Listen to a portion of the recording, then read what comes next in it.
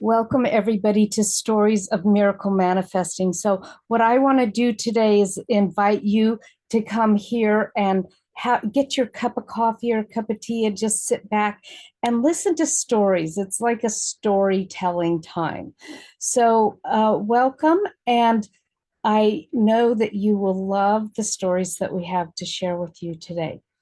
So, why I'm going to start with why I realized and how I realized I was manifesting miracles and then what I did with that. So first of all, I I remember my dad on my wedding video, he said, "Oh, Christy, she's always out there in left field, but she always comes up smelling like roses." Well, that was just such a lovely moment with, my dad. I have it forever on my uh, video, my wedding video. And um, what he meant by that was that no matter what crazy things I came up with, I accomplished them. So I did a trip I took a group of people to Ireland and then the next year to Scotland. And I took a woman with me that was a, a shaman of sorts that knew the mystical part of the world, of life. And somebody asked her one time, "How did you make that happen?" And she says, "Christy said, let's go." And we went. Now, there's something to that. I often tell the story of a young woman who said she wanted to go to Hawaii for her graduation, but there was no way in her possible mind that she could go. And I gave her a way to do that. I didn't even know that I knew the system at that time. So I decided, excuse me, I decided one time working with a colleague, and we do collaborations together. And when I was sharing some things I wanted to work on, I said, I know I manifest these big miracles, but I don't know how I do that. And so she actually helped me, guided me through a process where I discovered the 7 steps to creating a miracle. Now, I did that just for myself, but when I told my another friend of mine about that, she says, "You need to share that with the world." And so I did, and I am. And I teach a course called Manifesting Miracles, and it's 8 weeks. We go through the 7 steps. And one of the things that um, was really important was not to just create the big miracles. Yes, that's paint on my hands. Sorry. I got to paint last night.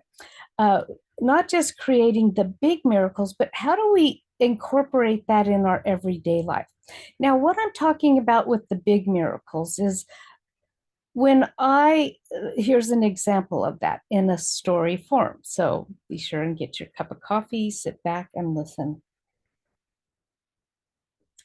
So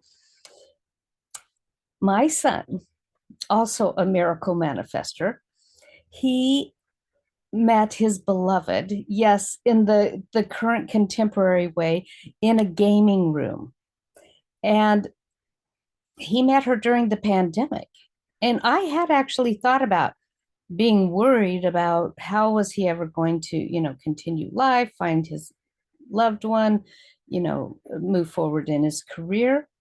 And one day he came to us and he said, "I've met someone and I'm going to visit her. And she lives in Texas." And so we said, "Okay, sounds great. Love that you've met somebody," but he had never met her in person. He went and visited her for a week, came back and said she's going to come back here in a few months. And getting closer and closer to that time, he sat us down again. Sits the parents down, right? And he says, "I'm going to ask her to marry me." Oh no. I mean, he spent one week with this person, right?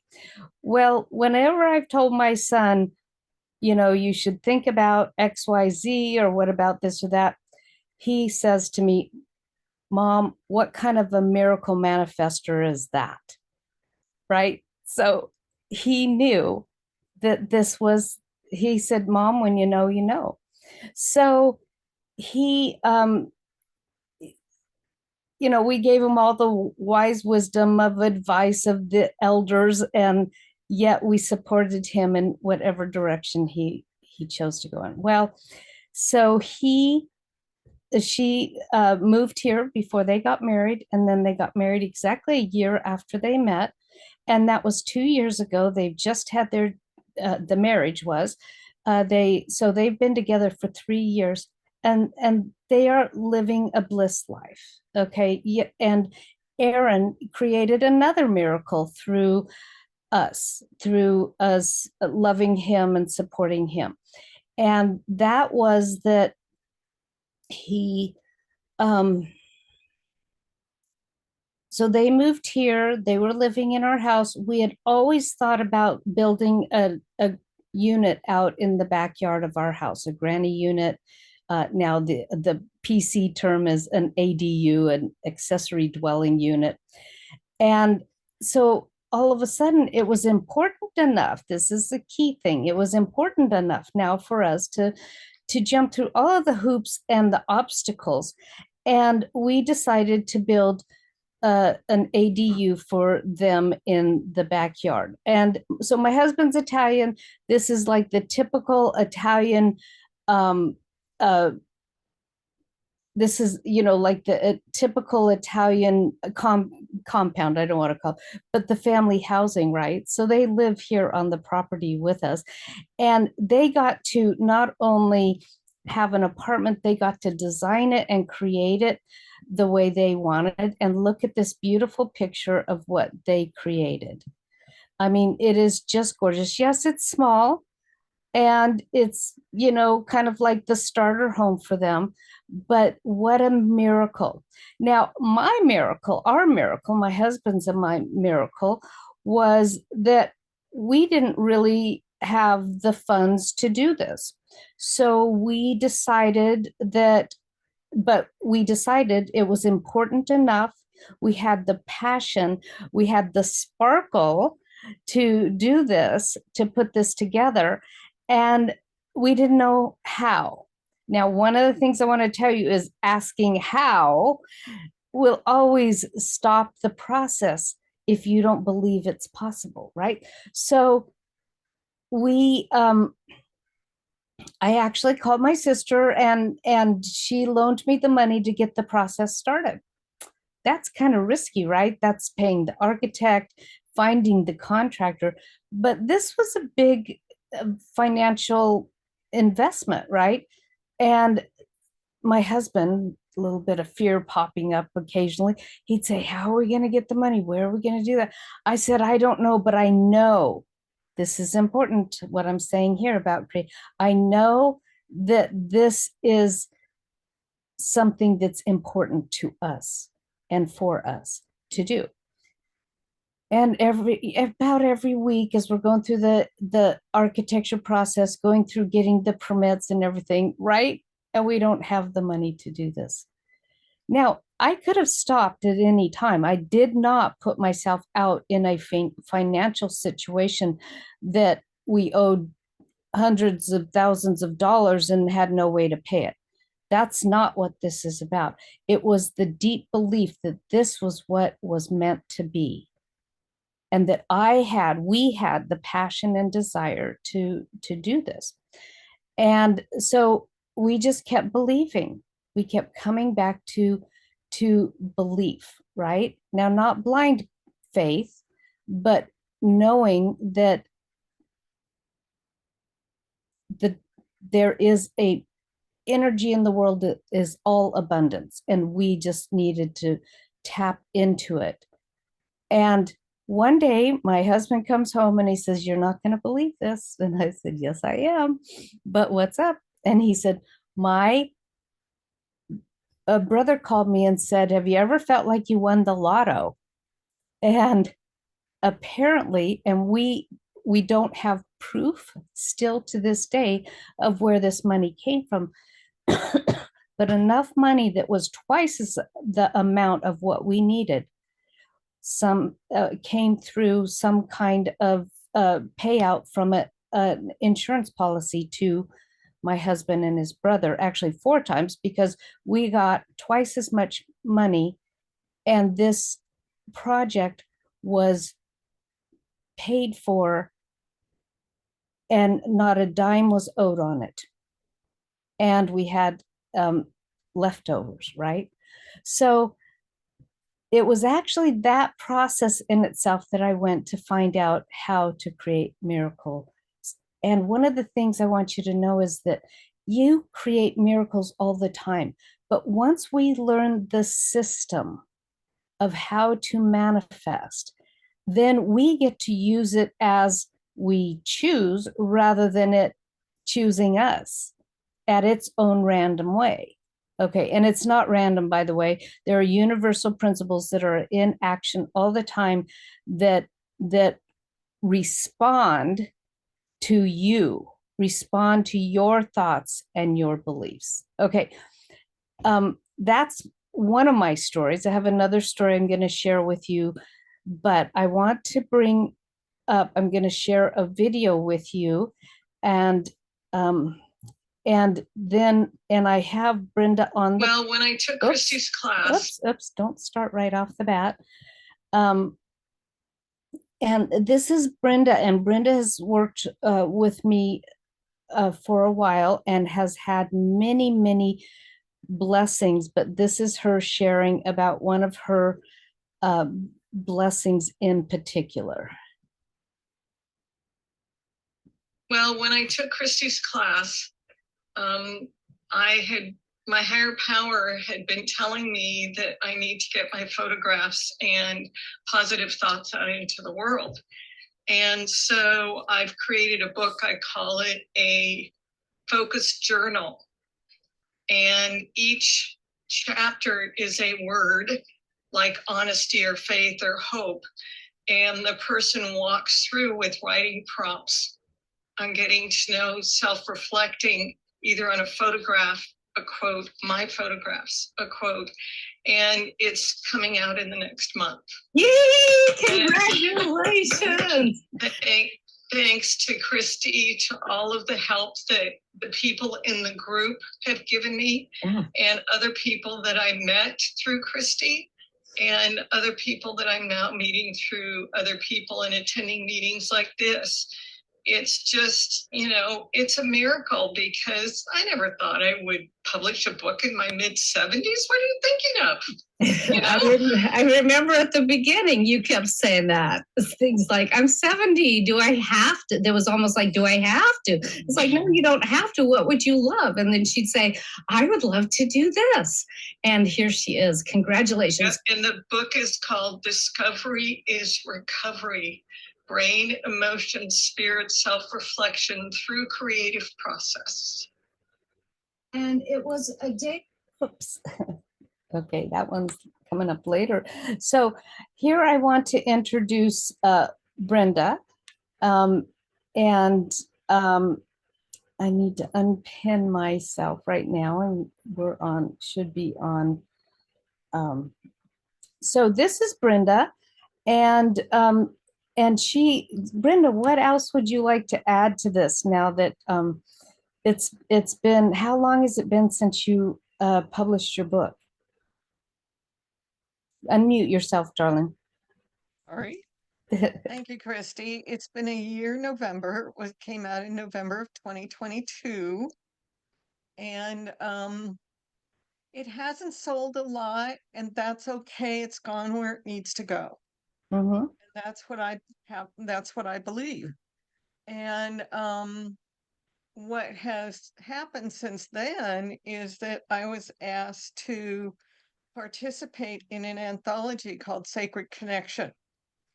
And I'm in the anthology with 6 other amazing women. So the stories are deep and 5 or 6 or 7,000 words, not like 2 pages. And it came out a year later in November 2023. I thought I would be writing the second book of what I called my Discovery series, and the divine wanted me to do this instead. Mhm. So it's about my discovery journey related to my higher power and how I deal with food in my life and how I used food, and continuing to work with Julie. That's my daughter's name. I work with her too. But I with feel honored. with Christy, I got to experience a slot canyon that was a miracle to me because my feet were on the ground, my hands were on each side of the canyon, and I was looking up at Father Sky. And I felt so embraced by the divine, by Mother Earth, that I can't even speak words about it. And it's because Christy made that offer for me to show up in a place I've never been before. So thank you for that, Christy. And with that, I'll pass it Well, back to you. well, I'm going to ask you another question. Oh, okay. So what are the steps, just a step or something that was poignant about learning the system? Maybe one of the steps, some of the things in particular that you can give as a little fodder to the course that why people might want to take the Miracle Manifesting course. One of the biggest things, well, her book is very easy to read. Thinking outside beyond the box, and I keep it right here where I can see it all the time. The deeper thing that I realized is that when I thank my higher power for what's on the way and what it is that I need, and then let it go and just take the small actions that I need to take, it manifests with ease and joy and surprise because it's like Surprise, yes. a surprise. It's like, oh, thank you. And so I've learned to live in gratitude and to walk in gratitude much more than I did before. And uh, so this is the book, and that's going to be a great lead into the next section that I'm going to do. But so there is one of the things I was thinking about this morning is really putting this into action. How do you put it into action, but yet come from your higher power, whatever you choose to call it? The universal laws, the higher power, God, um, dog, whatever you choose to call it, right? Because there is a power that is in action all the time. It was something about, so one of the things about our thoughts that is important here that Brenda pointed out is that we actually recycle. She didn't say this part, but I know what I was going to say. Actually, let me zip, zip, zip, is that when Joe Dispenza, if you know Joe Dispenza, he says that without a future vision, you fall back on the past. You live from the past. So a lot of people say, this is about taking action. How do I not live from my past when that's all of my beliefs and thoughts and habits? And so many of them are invisible that you don't even know their habits. And it really is about having a future vision. Doesn't mean you don't live in the present here and now. Like Brenda said, she took baby steps to get to where she was going, but she didn't let the big how question stop her. She said, what is a step in the direction of where I'm going? But it is actually our past beliefs, and most of them don't even come from us. They say the people in the business say there's 90% of our thoughts are recycled. they're recycled from what we've been taught, what we've believed, but we don't even know it's running us. I remember one time I was giving a talk, and so I'm in front of a crowd of people, and I say, for instance, I was told that in order to do travel trips, I needed to first be a very successful coach. And it was somebody that I trusted that said that. And so that's what I set out to do. And as I was saying that to this group of people, I say, and that's a belief system. I don't have to become a success. I bet a lot of people who run travel trips are not even coaches, right? And I bought into that. I didn't know I had bought into it. It wasn't in my awareness. Oh, that's just a belief. So paying attention, like Brenda was saying, is like, what are those thoughts that are holding you back? And that's one of the things we really explore in Miracle Manifesting, because it's really an important thing to learn how to notice your thoughts. And on that note, thank you, Brenda. I am going to bring up a video of one of my dear friends. This is just, excuse me for a minute while I get the video up here. So instead of a lead into this story, I'm going to take you to this story here. This is about by my sometimes very awesome, a little unhelpful feeling. Come on, where's the expand picture? There we go. Okay. Oops, but then I can't do that. Let me do that again. I love technology. Now, I want to say that I used to sit on my calls and say, I hate technology, but I love it, because here is my friend Or an old friend and Sherry talking about just what we were sometimes a little unhelpful feeling or an old shame thought or something can jump up and kind of grab you. I have lived in times when I let that grab me and take hold of me. Now I have a process that I can change how I deal with that, and I can remain in joy and bliss and loving myself no matter what. I can make that choice. I just didn't always know what the heck to do about it, right? Well, yeah, I choose to be really happy. I was like, how the hell do I do that? And now I know how, because of the tools that I've gotten through your class. So those two things are the most important for me, the ability to notice and give it its appropriate recognition, and then to move on and control who and what I am and how I face the world. And that has changed my whole life. I'm the happiest I've ever been, and I'm absolutely blissing every day because I can. Sometimes. Oops, that was supposed to be a pause. Yeah. So these tools are very important to not just the bigger picture, but to everyday life. How can you create greater bliss in your life? Now, I'm gonna also go to somebody that actually Brenda brought into the program. And she also had a huge miracle through the work that we did. And I just have to get to it on my, you have so many screens open and it's like, oh, where are you? Okay, and this is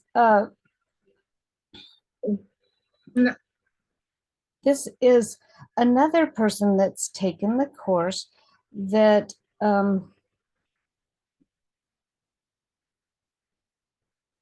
I have to stop sharing that and go back and share it.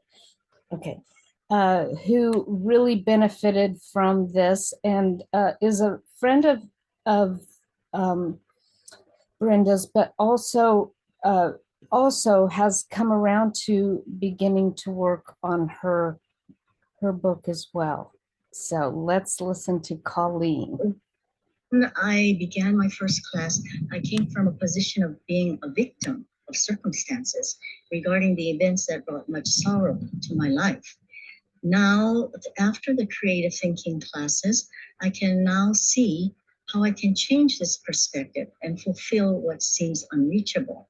By changing my thought and knowing the process, the tools, how my thoughts together with my emotions leads to action that will result in manifestation. So I have raised my vibrational frequency and believe I can achieve my vision. I mean, I actually was just doing a real truthful evaluation of myself and what's been holding me back. That I'm coming from a position of being a victim. And I said, I really got to fix this because, how do I get this inspiring book out there if I'm feeling like I'm a victim? That's not the right type of thinking. I did some soul searching. And so I'm in a better position, but it's a work in progress. Yeah, so I feel like the class has changed me. I feel like I've got a ways to go, but this is a start, a start that I couldn't find for a very long time because I thought that I wasn't going to do this book. So hi, everybody. Oops, that's another miracle there, but I want to come back and share a little bit about Colleen. So Colleen, first of all, is in Hawaii. So this is very early for her, and that's why she's not on live because she lives in Hawaii.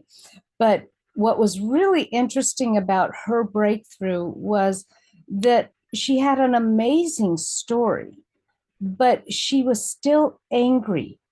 This story had happened 31 years ago. And she had an amazing story, and she knew it was something that she wanted to share. But she had some anger and some resentment towards some things that had happened back then. And they were even directed towards some people. And so that resentment held her back. And when she started understanding the universal laws and how they run us, even when we don't know they're running us, it was immediate letting go of being a victim to that past. And look at what she did. She took a future vision of the book, and she's now working on this book. And part of it is because this book is an important story. And now part of her story, this was another piece of it that we did some work around. Part of her story was, and how did she let go of being a victim? Okay, and so that is, people don't even realize, I was a victim to somebody that I loved that said, you need to be a coach to go on to the next whatever success, right? I didn't even know it was running me. There was something holding me back. So I am going to now share with you, and I could tell you this story myself. This is in Beyond the Box. You can go to Amazon and find this Beyond the Box. And it's Creative Thinking Expanded. But somebody did an interview of me, and I told the story. And, it's just full of a lot of, It's a little bit about the Christy enthusiasm and joy, right? So let's see if I can cue this up here. thinking controls our experience, and it does not look good. Okay, here we go. Let me get it backed up, and then I'll share my screen. Controls about the power of thought. Okay, so here we go. I'm going to share my screen. And I think what was fun about telling this story, the way that I told it here, was that I didn't even know this person that was doing the interview. And somehow my great storytelling came out in this way. So I'm going to share this with this wonderful interviewer. Well, thank you so much. I really enjoy being here. So there is a reason that I'm passionate about knowing that our thinking controls our experience. And it was a day when I was deep in my transformational process, and I was telling a lie about myself, that I wasn't worthy, that, I mean, these little chattery pieces come up in our lives. Next thing I know, I find myself in my flying leap, 8 feet above the floor of a conference room that we were in. And I'm like, oh my gosh, this does not look good. What had happened is that I had been in a deep dive transformational work with my mentor and coach, Mary Morrissey. And as we were doing this, I said, oh, I'm not going to be a speaker. I'm just going to attract people on social media. And and I was with another one of the staff there, and he kind of looked and said, oh, really?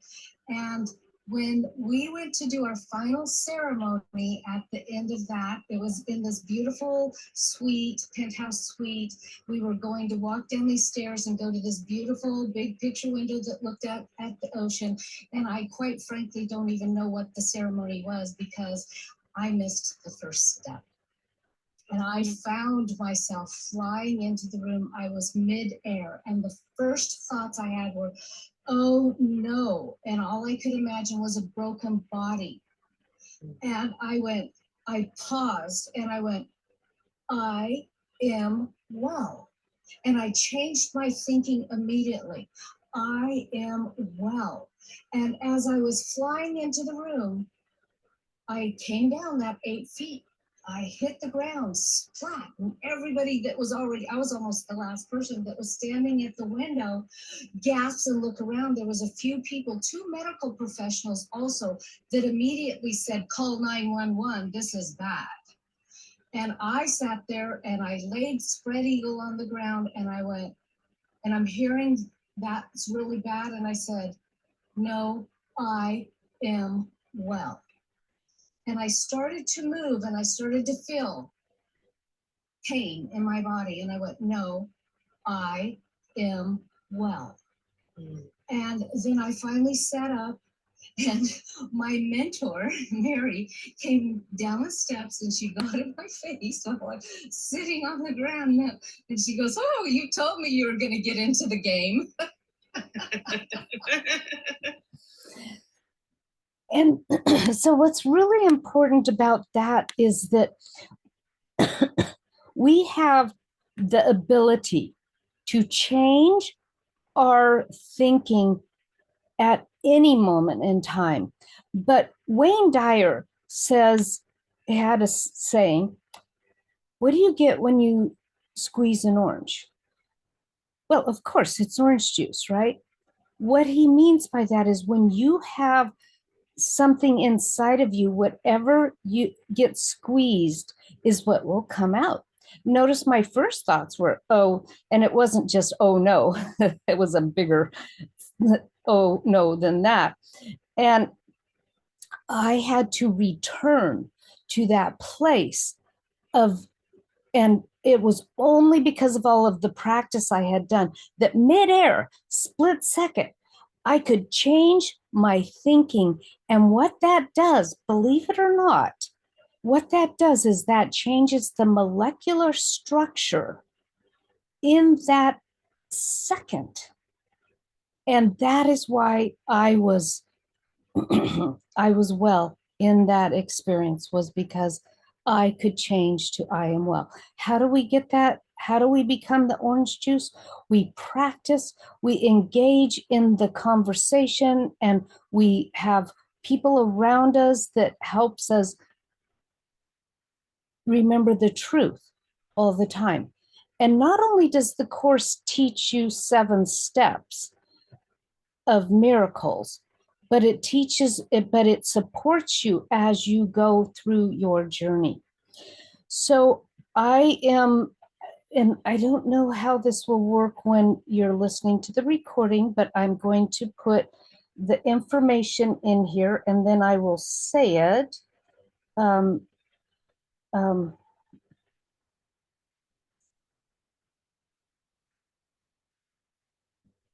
Okay, so So what this says is there is a system to manifesting miracles in your life. Learn the 7 steps to miracle manifesting in your life.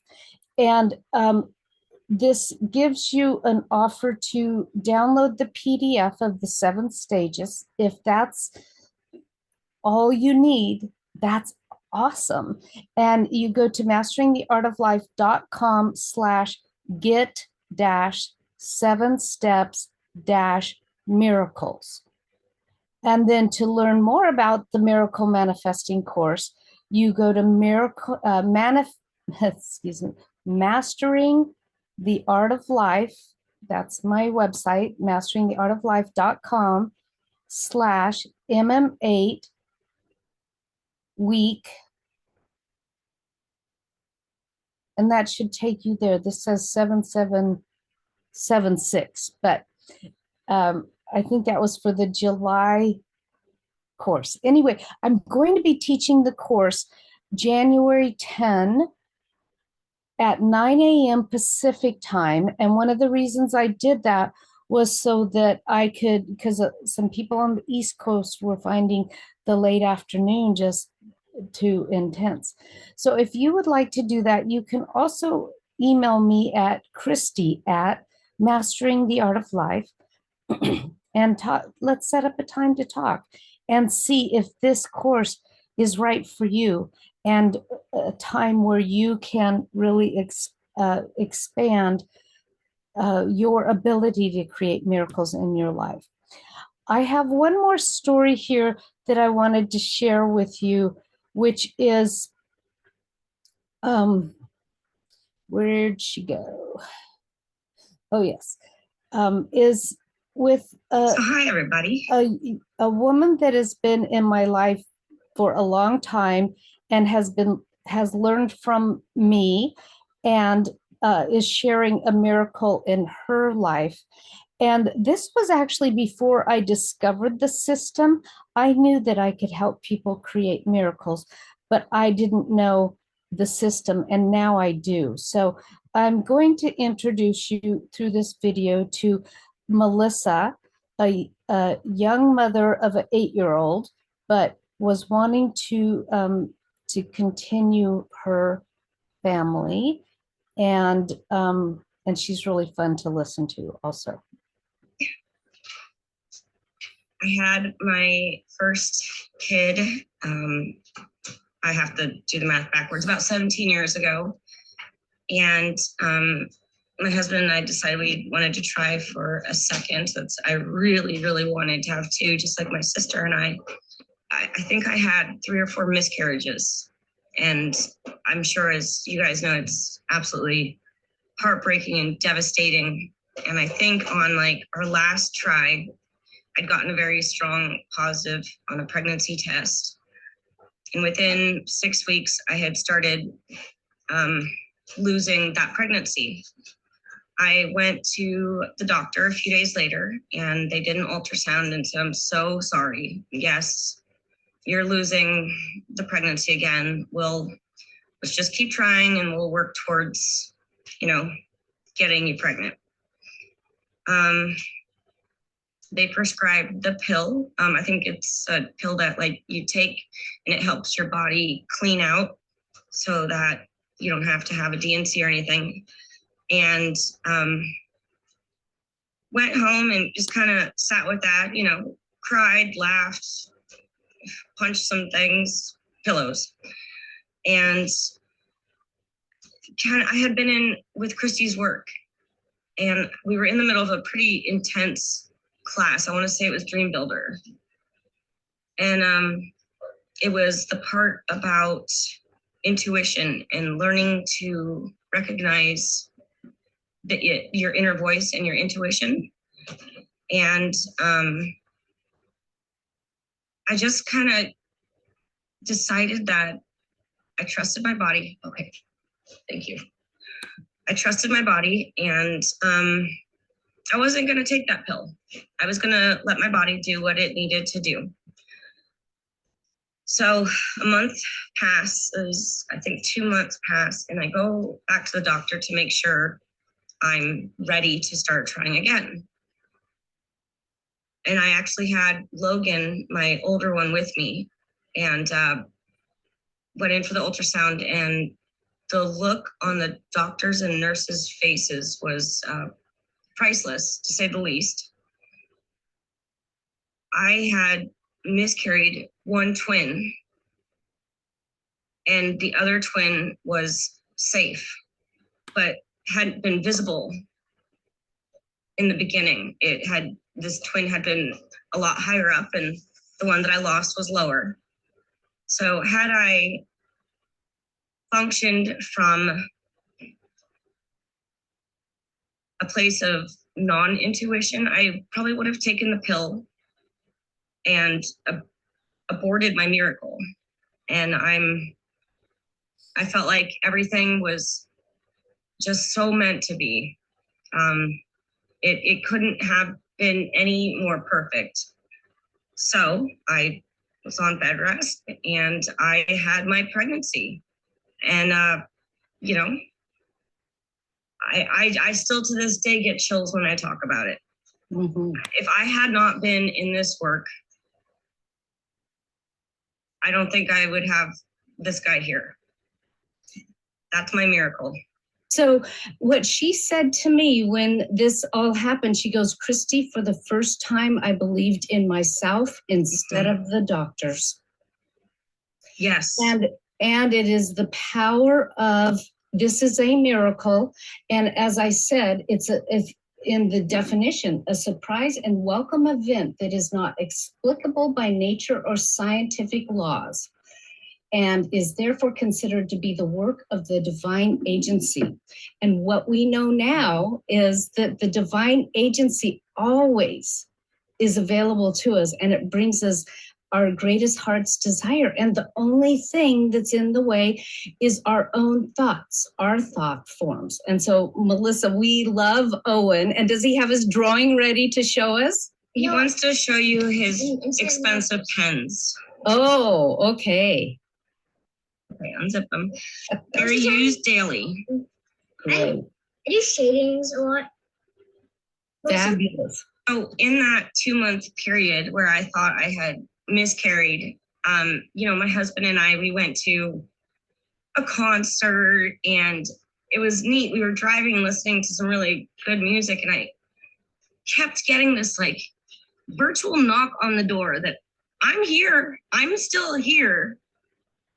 And I would go to drink like a beer at the concert and I'm like, no, you know, I just didn't want it. And I'd be doing something, I'd be in the shower or taking a walk, and I'd get that virtual knock on the door.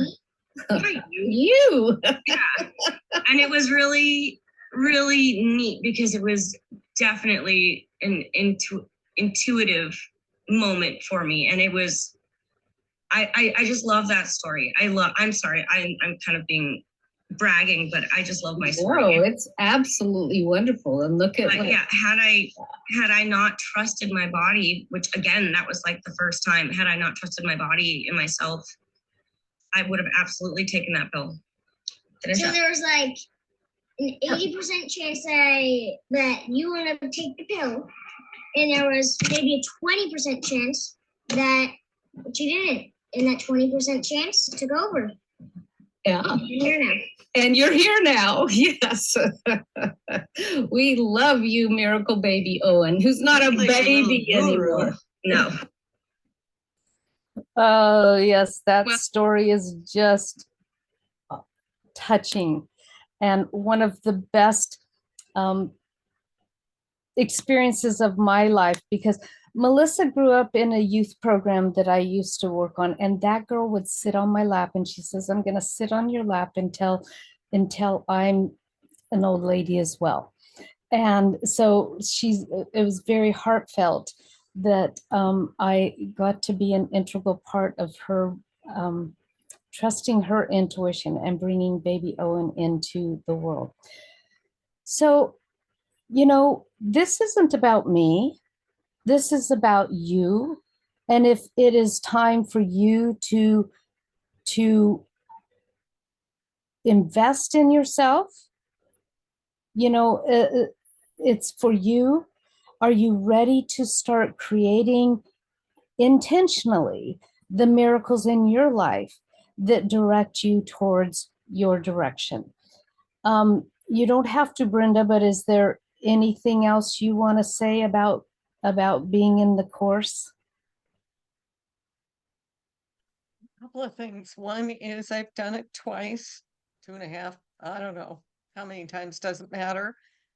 One of the things that I so appreciate in Christy is her spiritual drawings. And I have gotten so many gifts from looking at the ones that she's done for me and seeing even more deeply what's available to me in them. So you get those too when you come to the course. Yes.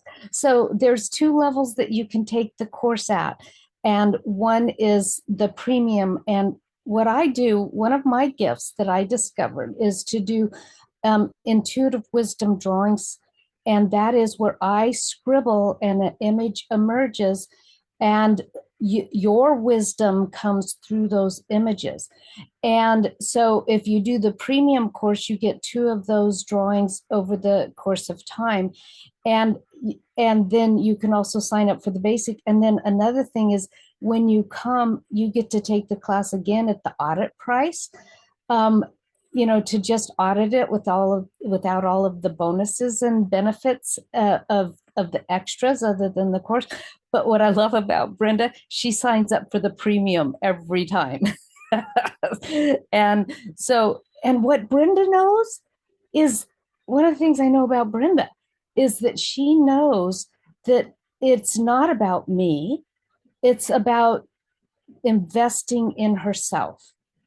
And and this is something that sometimes I'm not really great at sharing with people, but when people do what Brenda is doing, which is investing at the highest level, they benefit at a higher level.